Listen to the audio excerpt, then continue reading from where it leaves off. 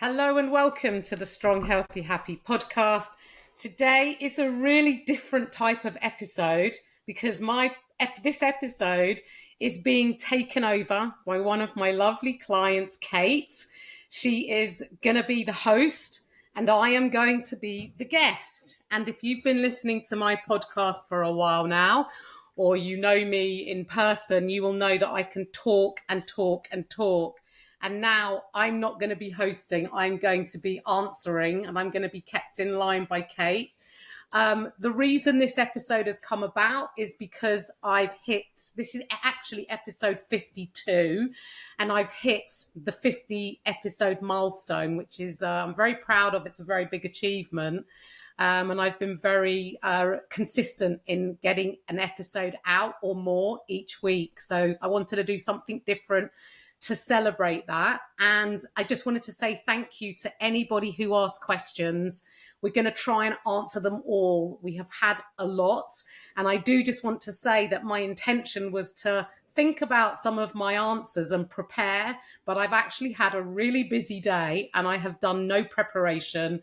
So everything you hear today is going to be very in the moment and off the cuff, which I think is actually a more authentic way to do this podcast episode. So Kate, welcome. Over to you. Thanks so much, Debra. Well, I think it's only apt that we start probably with hopefully what's an easy question for you around what made you get into coaching and when did you first start this journey?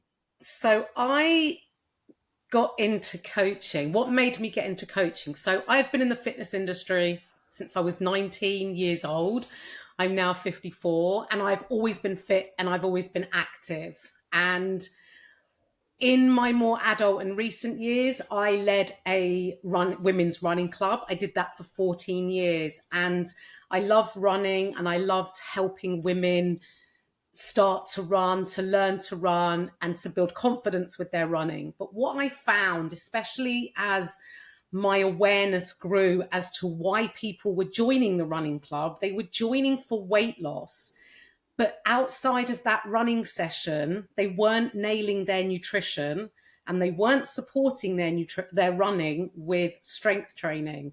And I began to really feel the need for a more holistic approach to the work I was doing with these women. And I decided to then get up to scratch on my nutrition. And I did a really, it's one of the industry leading nutrition certifications. And what the course specializes in is not just the science of nutrition and how to lose weight, how to, do all the nutrition stuff.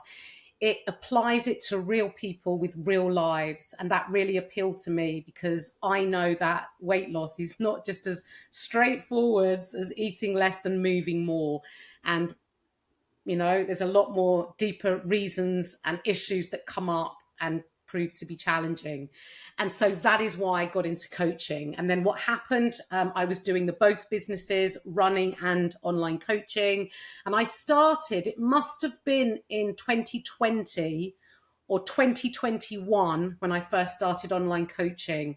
And it's just gone from strength to strength. And then in December last year, sadly, but was the right time for me to close the doors on my running club and focus solely on the online coaching. And it's been the best decisions I did, as much as I miss my running club, but the group is still running. There's still a community. I join them for runs, but it was the right time to put all my efforts into online coaching. And I'm so glad that I did. And looking at all of the time that you've had in the fitness industry, you at one point went into bodybuilding, didn't you? What drew you to bodybuilding and why did you end up stopping that as a particular area? Okay. This is a really good question because I never considered that I got into bodybuilding. I term it, I fell into it accidentally. It wasn't an intentional thing. So what happened is as you know, those of you who have listened to this podcast and I've recorded episodes about my dieting history, must have been 2017. And I decided that I was doing Joe Wick's Body Coach, like many of you probably also did. And that was like my first foray into online coaching and sort of that kind of thing. And I got great results, but I realized that I wasn't given the method to maintain that, the knowledge. It was a very much, here's a PDF.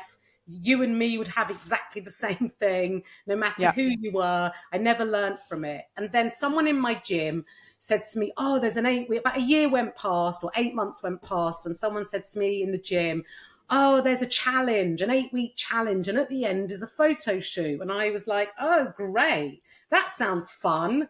And I did one of those I'm doing air quotes. Yeah. It was one of those 8 week transformations, right? Now, I didn't have a terrible start point, what I would consider, I did have some weight to lose, but I wasn't like particularly very overweight. But I just loved the idea of a photo shoot, and it was going to be in a gym, and I loved the gym, and it wasn't too like modelly. It was like in an environment I felt comfortable at this point. I'd been training, I started sort of weight training 2017, 2018. And I just thought, oh, great. And I did the 8 week challenge. That's where I first got exposed to tracking and things like that. And I did this photo shoot. And at the photo shoot, the manager of the gym said to me, you should do bodybuilding. And I was like, oh, don't be ridiculous. I love my food. Why would I do that? And the problem with these diets and these transformations is you're so focused during those 8 weeks because you know that it's for a set period of time. And anyone can focus on something for a set period of time. The reality hits after that 8 weeks or after those, that period of time when you're left with the reality of, well, what do I do now? Because again, it's going into that maintenance phase. You need support to go into that. You need education. And I was just like left adrift. And I describe it as just being like a boat cast off, drifting, not knowing what to do, or I felt bereft. And I Googled bodybuilding shows near me on Google, and one came up for 6 weeks' time. I'd been following someone on social media who used to post high protein treats and desserts. And I Yeah. knew that she did online coaching, and I knew she prepped bodybuilders. And I signed up with her. And I stayed with her for 5 years. And, luckily she was a good prep coach because there's a lot that maybe aren't so good. And she took me through 5 years of bodybuilding. And I literally fell into it because of feeling bereft. And So that's how I got into it. if you fell into it when you were doing it for those 5 years, was there anything you really struggled with in particular? Because you obviously had some longevity in it and must have enjoyed it. Was there any struggles along the way? Oh, there's lots of struggles. It's an extreme sport. There's no doubt about it. But like anything, when you're in the thick of something, you don't see the wood through the trees, or whatever the expression is, the light through Yeah. whatever the expression is. All I was focused on was competing. And my kids were reasonably 2018 or 2018 might have been my first show, maybe 2019. My kids were reasonably, they were still in primary school. I was an absent mother. Like my training came first a lot of the time. Yeah. It was like a not, do you feel like it? Do you want to? You had to do it. It's Yeah. extreme. It's like, I don't want to say it's like an Olympic sport because it's not an Olympic sport, but the dedication, you can't do it half-hearted. It had to be full on. And I'm very fortunate that I had a supportive husband, and my kids have not come out too damaged by it. And they're all good and they're all fine. And I must just caveat this to say that obviously, food and the amount of food you eat during a competition prep, which usually lasted a good 20 weeks, was very low. But I was very mindful having a daughter. I never talked about dieting. I never referred to anything. They knew I had my separate food because I had to. But now when I talk about it, how I did it I don't think I could ever do it again. Right. Never. Because there were struggles. You know, my husband would say, "Do you want to go out for a meal tonight?" And I'd be like, I can't. Or if we do, it's a Nando's again. You Yeah. know, it was quite challenging and like it does place pressure on a relationship. You have to have a good relationship and a husband who's supportive, because I was absent a lot from the home. I obviously looked after everyone, did what I had to do. And I suppose in those days I was just running one business, not two. So that made it easier. But I spent a lot of money. It takes a very expensive sport, and it's a very selfish sport, but you don't see that at the time. And So leaving it in behind has been the best thing. Like, I loved it, but but now I'm out of it, and I look yeah. back. I love it, but it's a Do you, crazy sport. do you feel like you enjoy fitness more now that you're out of it? I love fitness, and the difference between training when you're competing and training for life is I do it for life because I choose to, because I want to. When you're bodybuilding, I would be, I mean, Kate, I remember, so I was injured during one of my preps. I couldn't do any cardio that involved, running or cross trainer. I couldn't even do the rower. So I used to swim. Luckily, I swam as a kid and I'm a pretty proficient swimmer.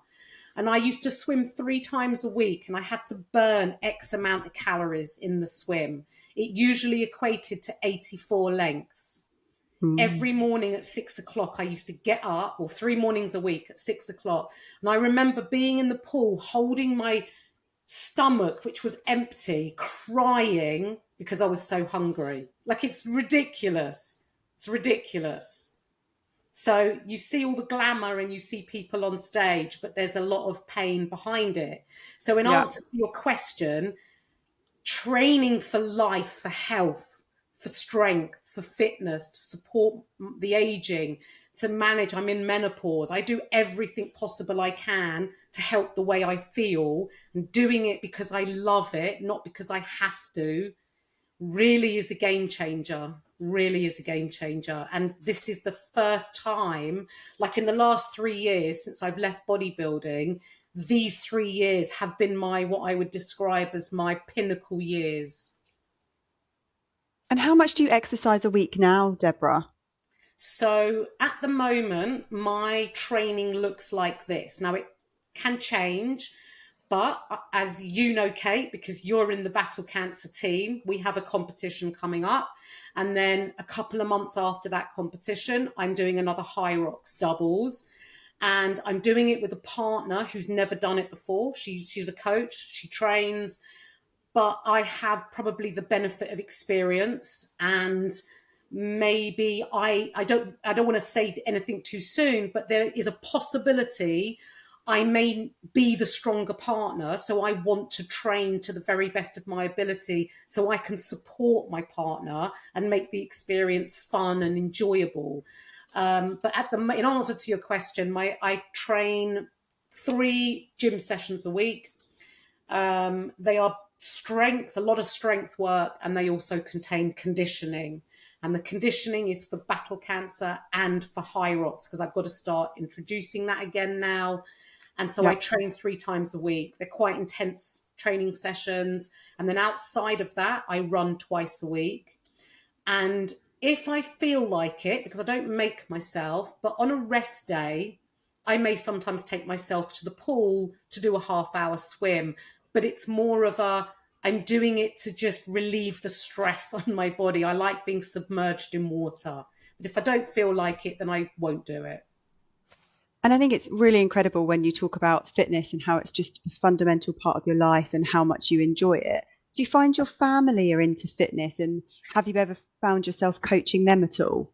Right, let's be honest. When my kids were younger, and I would be running. I've done fitness they only, I give you an example. I've got 3 kids. I remember I used to teach spinning classes, years ago. I had the car seat with the baby in at the side of my spinning bike, Like, must have been few months old. I was back on that bike. So my kids have grown up with me working in the health and fitness industry, teaching classes. I was in management. They've known me in health clubs when they were babies, when they were young. And even when I left fitness for a few years, I always did fitness. Yeah. I wasn't lifting weights in those days, but I was doing cardio, whatever the exercise looked like. So they grew up with it. And I actually think I turned them off it because it's not cool to do what your mum does. And as much as like now, and I did a post the other day about being a role model to your kids. I think my kids were quite young, and because they grew up with it, it was always there. And I just think it's not cool. She does it. Why would I do it? But I think now, as they're teenagers, when they need to know something, they always come to me. They ask me. I've got two sons. One is a very avid gym goer. He's bulking, he's cutting like the teenage boys do. And he's always asking me, he uses all my protein powder, and he's always wanting, mum, I need protein, what, make some chicken or whatever. So my kids will ask me, they'll ask me for advice occasionally. My daughter now trains in the gym. She came with me after leaving secondary school. She used to play football, and then her activity level went down, and I said, why don't you come to the gym with me, which she did. And then it was all she needed for her to do it by herself. But I don't get involved. She finds all her information on TikTok, and that's Yeah. how the kids do it, and that's how it should be. No one wants to listen to their mum. They always want to listen to someone else. Yeah. So yeah, my kids are active, but they've done it because they want to. I've never forced it on them. I've never made them. They did all what I'm sure your kids do: swimming, ballet, football, all the activities. You try to find something that they like and enjoy. Yeah. And then when And they don't, they give it up. when you started talking there, you were talking about doing spin classes and having, your baby in the car seat. And we know that there's so many classes now where people can take their children with them. But how did you manage your training when you were pregnant? Because obviously your children are older now and so on, but things have changed over the last few years around those concepts. How did you manage that time? Okay, so when I was pregnant, I never stopped training. Now, bear in mind that I was not lifting weights at that time. Had I been, I would still have been lifting weights, but I wasn't. I was a cardio bunny. I was doing cardio in the gym. That's what I did. And I continued to do that. I can see myself on the cross trainer, heavily pregnant, doing it early before I started work. And I also swam. I swam a lot. And that's what I did. I could never, it's the weirdest thing, I could never run. As soon as I knew I was pregnant, I just couldn't run mentally. I could have done, because if you're already doing an activity, you can carry it on in pregnancy. And I know I had a runner at the running club who ran until she couldn't, because of she'd got too Yeah. big. It didn't feel comfortable. I just couldn't run as soon as I knew I was pregnant, but I was active doing whatever it was I could physically do. And like I say, if I'd have been lifting weights, I would have carried on lifting weights at that time. So that's obviously a little bit about you and your children. Let's just talk about your parents quickly. Yeah. Did you always have their support when you first decided to go into the fitness industry? And has that support continued or changed at all through the years that you've been doing it? My parents were horrified when I told them I had a job in a bank. I left school at 16 because you could in those days. And I worked in the bank for 2 years. I was doing really well. Canary Wharf, HSBC, which we now know as HSBC, was being built. I had a job in there, and they put me in a branch in the East End while that was being built. And I hated it. And I had started going to Harrow Leisure Centre, for anyone who lives in this area in Hertfordshire, Middlesex. I started off as a lifeguard. I got in with the crowd. I first experienced what was their fitness suite in those days, and I got really in, and I decided I wanted to be in the fitness industry. I hated being in the bank. I hated the branch that I'd been transferred to. And my mum said to me, She was mortified. It was 1989 when I first went and left, when I left the bank. Fitness did not look like it does now in 1989. It was not an industry like it was now. I think pop mobility was just hitting the big waves. I don't even know if you're too young to even know about pop mobility, Kate, but that was I what am. everyone was doing. Pop mobility. That was the thing. And I just loved the fitness industry. I loved I don't know why I loved it. I can't even tell you, but I just loved the freedom of not being in an office perhaps, and helping people and having that interaction. And my mum made me take 2 weeks of holiday from the bank to trial out in the leisure centre to see if I liked it before handing in my notice. And then as things that obviously happened, and I left banking, and over the years they are my biggest supporters, and they actually gave me a loan. I don't know how old I was. I must have been maybe 18, 19. They gave me a loan when step aerobics first came out, when the proper steps, the one with the risers, the purple and pink risers, the green steps, they lent me money to buy 20 steps, and they were stored in a local school in their storeroom, and I was doing classes about 4 times a week, 2 classes a night. I had bookings come in left, right, and centre, and I rode the wave of step classes. And then I went on cruise ships, and then my career took off from then on. We'll have to come back to the cruise ships, but one Yeah, question I I really think wanted I've to got. ask you was Yeah, I was going to was there anything in particular that inspired you into the fitness to start with? When you started going, was there any one thing that inspired you to go? I just loved the act. There was nothing, because remember, like, you didn't have Instagram, you didn't have Facebook, you weren't looking at influencers thinking, oh, building the glutes, or that's what I Yeah. want. There was none of that.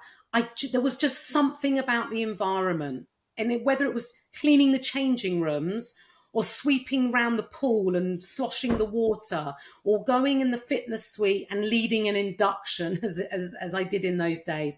I just loved helping people, and I just loved being in the environment.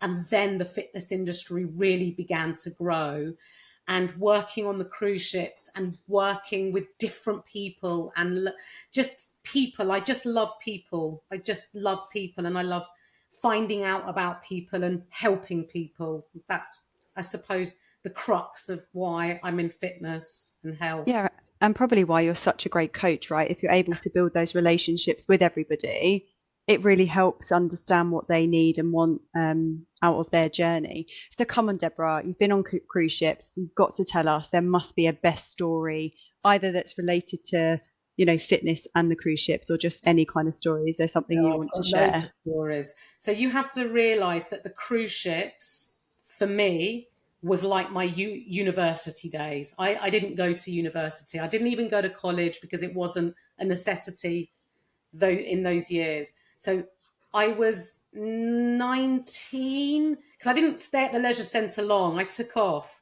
and I did an aerobics qualification, and I took off and I went on the cruise ships. The step aerobics was when I came back, but they were the most fun years that I could have had. I just described them as my university days, and we were teaching classes. I worked on the QE2 for a year, and I was teaching classes in, like, the ship. You obviously can't see this unless you're watching in video. It was listing. I did classes with a ship going up and down, side to side, and I just loved it. I was personal training as well, and we worked hours. We had to clean the gym as well. We were part of the hair and beauty team as well, and we worked hours. But as hard as we worked, as hard as we parted. And if you remember the movie Dirty Dancing, where you see them, where the staff go for their fun and their bar, that's Yeah. what we had in the cruise ship. You had what was called the crew bar. It was like, 60 cents for a drink, and you just drank all night, got ravingly drunk. And I do remember one night I don't know what happened or where we obviously were at sea, but I remember I had false nails and it was my turn. I must have gone to bed like with just a 2 hours of sleep. And I remember waking up, like my roommate who wasn't in the fitness, she must have been like a hairdresser, and she goes, Deborah, you're opening, you're opening. And I jump out of bed, I put my clothes on, I run to the gym, and I'm like, oh my God, I don't have the keys. Where are the keys? And I'm trying to get my false nail to sort of go into the lock to try and undo it. And like, it was really strict. Like you could get sacked. It was just so strict. And I just remember like there's no mobile phones. And I just remember knocking on all the cabin doors, trying to get someone to open, like find the keys to open up before my manager found out. It was just hilarious. But we just partied as hard as we worked. And it was just such great fun. And being like we could go to all the cocktail evenings, because when you're doing fitness and hairdressing, you're considered staff, not crew. Yeah. You've got privileges to go on deck, mixed with the passengers. But yeah, we went up to loads of shenanigans, just like you would at university. Good. And you talked earlier about TikTok and kind of the younger generations now that TikTok and Instagram can bring about role models or people that inspire them. Was there any particular role models for you that led you down this path? My biggest role model today is my dad. He's no longer with us, but he was my biggest role model. And he epitomizes for me coming from nothing and making something, and how to make something of yourself when you come from nothing. And the life lessons and the values that he taught myself and my brothers, which I have now passed down to my kids and they have to theirs. I would say he's my biggest inspiration, my biggest mentor, because he had work ethic, he had loyalty, he was great with people. I know that many of my runners knew my dad. He was very involved with my club in the early years, and he just loved people. And I would like to think I've taken some of his traits, and I have good work ethic, and I'm not afraid of hard work. And I think it's really important to love what you do so that work doesn't feel like work. It's Yeah. like every day's a great day. But he's my biggest mentor. And then I have there were two course directors of my nutrition course. They are both very inspirational, but one of them in particular, Emma Story Gordon, has been my biggest motivator and inspiration, because she is so damn good at what she does. Um, she has multiple business. She's an online coach. She has a nutrition business. She has a fitness mentorship business. She has loads of businesses, and she I see her work ethic, and I like to surround myself with people who are way above me so that I can aim high. If I get anywhere tiny bit closer to where they are, I'm happy, because it means, I aim high. And if I can just do a little bit better than what I'm doing now, I'm happy. Yeah. But she's probably my biggest inspiration. And then the other things that inspire me in every day is being around people who inspire me on a day-to-day life. So, my environment matters to me. Where I go to the gym matters to me. I like to be around people that are training harder than me, because it makes me work harder. I love to Yeah. be in a community of coaches who are doing a better coaching job than me in the realm of the niche that they're helping. It makes me be a better coach. So I always punch upwards, but at the same time, I love to help the people who are coming up as well. I don't know if And what that's are answering you? your question, No, but yeah. yeah, it definitely does. And what are you most proud of yourself for? Well, apart from obviously having my kids, getting married, doing all the personal family stuff, I am really proud of myself without knowing it at the time, because now I know and I use this language, but perhaps I didn't years ago, but I'm really true to my values. I know what's important to me, and I do everything I can to align with that. Now, I know and use that language now, but I didn't realize that. When I started my running club, must have been 14 to 15 years ago now, I didn't know, I left a job to do that. I had kids and I was balancing and juggling like all us mums do. But I didn't realize the need to bring women together into a community. It wasn't just about the running, it was the community. And the community is still going, even without me being at the helm, which Yeah. pleases me greatly, because it proves that there's empowerment amongst women, and women are more capable than they believe, and they can do great things. And I'm so proud of what I created from nothing, from a couple of mums that were at the school gates that saw me in gym kit and was like, "What are you doing?" And I was like, "Oh, I'm going for a run." And then they said, "Can you help me run?" I was like, "Yeah, of course." And that's how it began. And then, I left the business, the running club business. We'd run in like globally in 5 different countries, doing different runs as well as locally. Like, I was so proud of what I had built from the ground up. It, I didn't have a plan. I just rolled with it and had the foresight and insight, and I could see what was possible when I just tried my best to do my best for the women in the club. So I'm very, very proud of that. And I'm still proud that they're a community and still running. It really, it's great, really great.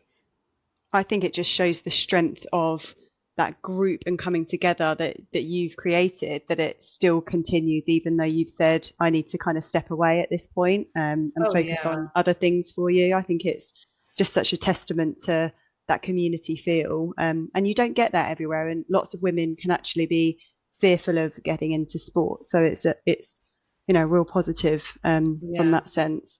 The What, other thing, sorry, oh, Kate, go the on. other thing I That's just all want right. to put in there as well, and I think this is really important, is in our world today, especially with social media and societal pressures, is it's not common for women to support women, to actually really champion them and want them to do their best. For some reason, women can be jealous of other women and not want them to do their best. I see it in Yeah. coaching, friends sabotaging, diets, and tell their friend just have one more because they don't want their friend to succeed.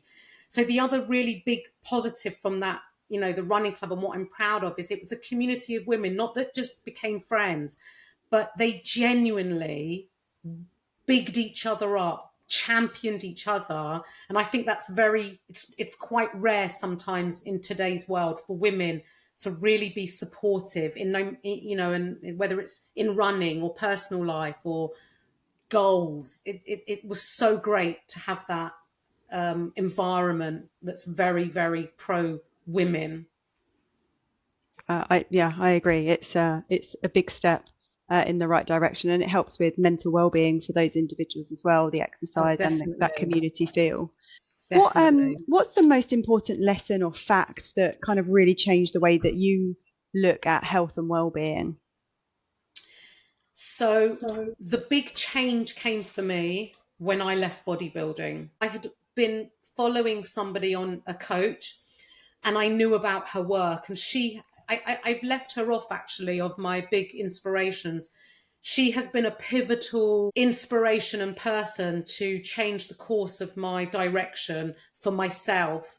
And she specialized in bringing people away from extreme dieting and extreme sports. She was an ex bodybuilder herself and had struggled massively from bodybuilding. Lots of girls lose their menstrual cycle, come away with eating disorders, and there's a lot of negative stuff that you don't necessarily hear about. And so I decided that I wanted to have her as my coach, because coaches have coaches, just like hairdressers have hairdressers. And I stayed with her for 2 years. We're still great friends. I still speak to her. And she was pivotal in transitioning me away from bodybuilding and my approach to health and fitness, because it's a huge adjustment to I didn't have a goal for about 2 years. And it's a big adjustment from having this extreme goal and focused to just going through life, and also not being on a strict diet. In fact, I didn't diet for about 2 years. And sometimes, like, I used to sort of think, I remember sort of in my check-ins going, right, I'm ready to diet. I'm feeling a bit like uncomfortable. I want to go on a fat loss phase. And she'd say, no, you just, you don't know what to do with yourself. You just think you need another diet. You don't need another diet. And she was pivotal in changing my approach to the way I respected my body and myself, and really taking care of myself and my health from a place of self-care and love, which I practice and preach to my clients as well. And she Yeah. was pivotal in doing that. And she helped me in so many ways, personally and professionally, in so many ways. And I am indebted to her, and she knows that. Um, yeah, she was pivotal, and it changed I found the love for training again. I found nourishment from food rather than thinking of food as just fuel. Yeah. Um, and that was my pivotal change, to, along with my nutrition course, starting to coach. I learn from my clients every day, every week. I am blown away by some of the things my clients say to me. And I think, wow, Deborah, a little bit more of that, a little bit more of that, So it's a really two-way street. And that was pivotal, coming away from bodybuilding, finding enjoyment from life, going And you out. you must coach so many women that talk to you about things they want to change and improve. And I know that through some of the conversations that you have, you always look at things from a positive mindset around, don't talk about food as good and bad, etc. But is there one thing for you still at the minute that you would change about yourself, and what would that be? I wouldn't change anything about myself. Well, I'd like to have a little bit longer legs. Like, I'm short, I'm 5 foot. I'd like to be a bit taller, but like personality traits. Yeah, of course. I speak before I think sometimes. I don't mean to upset people sometimes, because I speak before I think. That's a trait I get from my dad as well. Um, I, I can always do better and be better and be nicer. We can always be better. I know I can always be better, but there's nothing I would, sometimes I'm very critical of the way I look. I'm aging. Uh, Sometimes I think, oh, I want to get a nose job, like, honestly, like, I just think I know it's my mum says to me, it's your personality. And I went, no, I don't want that anymore. I don't want that to be my personality, what I'm known. But Yeah. I'm in no rush to change myself. I've learned to feel grateful for Yeah. what my body enables me to do, practicing gratitude, as cheesy as that sounds. And I now, instead of picking myself apart, because I tell you, when I was at my leanest, there was nothing of me. I know my mum was getting worried about the levels of low weight. I weighed the same as when I was like a 14-year-old teenager at one point. It was Yeah. ridiculous. And even at that body weight, with hardly any body fat, I would still pick myself apart and be critical. And it took the transitioning away from bodybuilding to actually learn. I don't believe in loving yourself, because that's a bit too much, but I've learned to recognize all the positive things that I can do and appreciate about my body and myself. um, and what I do love about myself. But it's not about looking in a mirror saying I love you, because that's stupid. I don't believe in that. I just think you Yeah. need to appreciate and feel grateful for what you can do and what you get to do. And having had multiple injuries that have taken me out of action for duration of time, and I've had knee ops, etc., and more recently my shoulder injury. When you can't do something, all you wish is that you could do something. So it's about appreciating that you get to do this stuff. I talk about that a lot, because when you can't, you really wish you could. Yeah. So when you can't be bothered to do something, be bothered, because there are people that would love to have the problem of being bothered. They really can't. So I think that's what's really changed for me a lot, is my appreciation and gratitude. And where do you hope to be in the next 10 years, Deborah? I mean, what an incredible journey, even just over the last 14, 15 years, from bodybuilding to running clubs to closing it to, really making a big step change with your coaching. Where do you hope the next 10 years take you? I don't have a plan for 10 years, Kate, but I'll tell you something. In 10 years' time, I'll be 64. I will still be in the gym. I will still be training, all being well. I will still be training. I will still be coaching, hopefully, because I love what I do. And one thing I've learned, I've got multiple clients well into their 60s, and they are the strongest, fittest, healthiest, and happiest they've ever felt with themselves, internally and externally.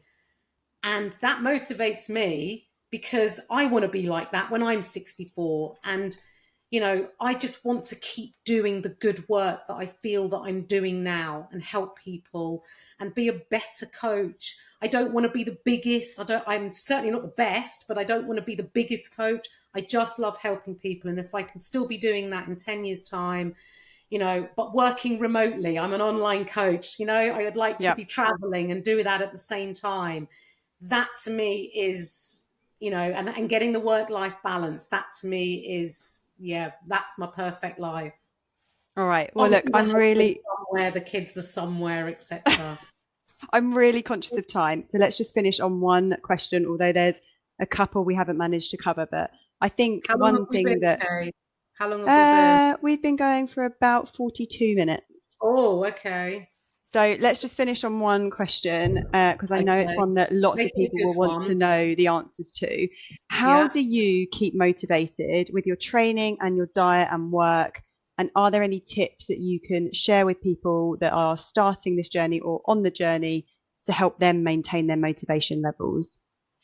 Okay. So how do I stay motivated? So I'm going to answer that really directly.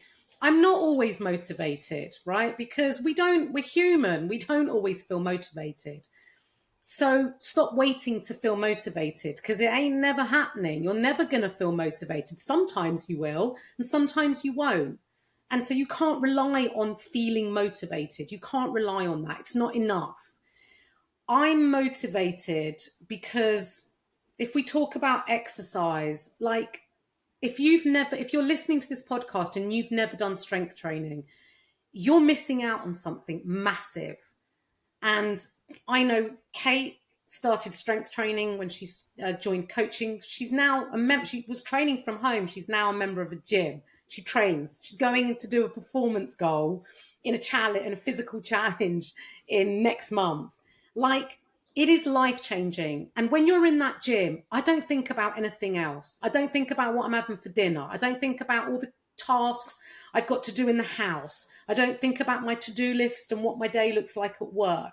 I just focus on the movement, the exercise, and the way that it makes me feel. And if you've never lifted away, when you lift away, that feeling and empowerment of strength and physical ability, and doing something you didn't think that you could do, and then noticing in everyday life, oh, I'm just going to take the shopping bags out the car. Oh, I can hold 4 bags in one hand, in each hand, and walk in it, and my shoulders are strong and my arms are strong, my core's good. Like, this is for life. And I love going in the gym. I love lifting heavy weights. And when I'm in the gym, I'm not bored. All I'm thinking about is, how can I do this better? How can I get that extra rep? Or how can I train the hardest I can train, dependent on how I feel? Because I don't always Yeah. feel, I'm not always top feeling 100% all the time. We have hormones, we have waves of feelings and energy levels, but I always train hard. And I love that you're able to be in control of that. There's not many things we can control in life, but we can go in the gym and we can control our session and we can control how much we do, how much we feel capable of doing. And you leave there and you feel like you're on top of the world, and it will impact everything you do for the rest of the day. And there's not many things that will do that in life. And it's very positive. And I love being around people who are all doing the same for themselves, no matter what their goal is, no matter what they look like, no matter age. It's a level playing field. We're all in there just to be our strongest, best, healthiest selves. And I love that. And I don't need to feel motivated to be in an environment. But I do understand that I've been doing this for a long time. And so maybe I feel more comfortable in those environments. And what I would say is, if anyone's like, oh, lifting weights at the gym, you're scared of the gym, or you don't know what to do when you're in there, get some help. Doesn't need to be from me, but get some help. See a PT, have an induction, have online coaching with me, but get in there. It will be the best thing that you ever do. And that's what motivates me. And when I don't feel like it, and trust me, I have days, I just use that self-discipline, because it's not about how you feel before, it's how you feel after and how you feel during. And that to me is all I need to focus on. And when I feel that I need to rest, I'm very good now at recognizing when I need to rest, and I Yeah. will rest. I wasn't always so good at that, but I'm a lot better now. When it comes to nutrition, I have been on a journey with nutrition and dieting. I can swear, I was going to say fucked up, but I was going to ask if it's all right to swear, Kate. It's my podcast. I have fucked up dieting so many times, right? Your kids aren't in the room, are they? No. I have, okay. I have messed up dieting. I have made so many mistakes. I have had the same approaches that many of my clients have when they first start coaching with me. I have been exposed to all the misinformation. I have been exposed to fad diets and all the silly trends and all that over from my teenage years. I can remember being at secondary school, thinking about dieting and everything.